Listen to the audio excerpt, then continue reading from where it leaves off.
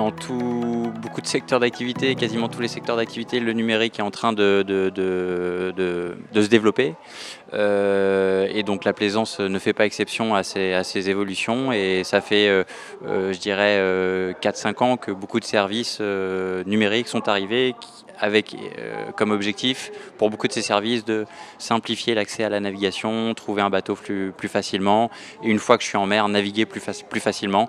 Et en ce qui concerne Navili, voilà, c'est l'objectif qu'on suit, aider les plaisanciers à naviguer dans les meilleures conditions possibles. Beaucoup de gens ont un niveau de navigation moyen, pas parce qu'ils savent pas, mais parce que les temps de navigation sont courts au cours d'une année, donc on a peu de temps pour se former, et donc il faut trouver des outils qui vont permettre aux plaisanciers de prendre les meilleures décisions possibles en mer, parce qu'en mer il est toujours question de sécurité à un moment ou à un autre, avec la météo et les facteurs extérieurs. Donc ouais, c'est très important de proposer aux plaisanciers des services qui vont les aider à naviguer.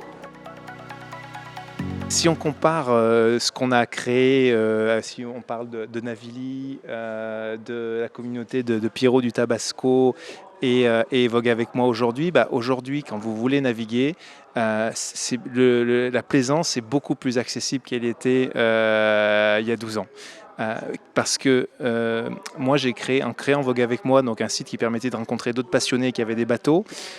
Aujourd'hui, on permet donc à nos membres de se créer un réseau de passionnés de bateaux, donc de propriétaires, d'autres équipiers. On va dire qu'en 6 mois, ils peuvent créer un réseau comme on mettait autrefois 10 ans à se créer. Donc on peut faire très rapidement, on peut rentrer en relation et découvrir le monde de la mer, là où avant on avait une plaisance qui se transmettait un petit peu en famille, de père en fils, etc. Et avec beaucoup de gens qui ne savaient pas trop comment accéder à ce milieu. Désormais, que ce soit Navili avec les conseils sur les mouillages qui permet aux plaisanciers de ne pas faire d'erreurs et de ne pas casser leur bateau et pas être dégoûtés, que ce soit chez nous de découvrir le bateau, ou justement quand on manque d'équipiers, de rencontrer de nouveaux équipiers pour continuer à naviguer plus longtemps, ou avec Piero du Tabasco qui est là également et qui va nous montrer. Lui,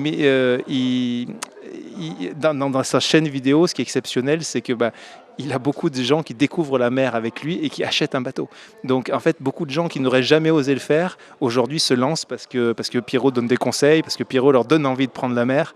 Et voilà. Et c'est vrai qu'avant le numérique, encore une fois, la plaisance était un milieu un peu fermé, justement entre initiés, et la route d'initiation était très longue. Désormais, on peut prendre, grâce au numérique, des raccourcis pour accéder à ce loisir de manière incroyable.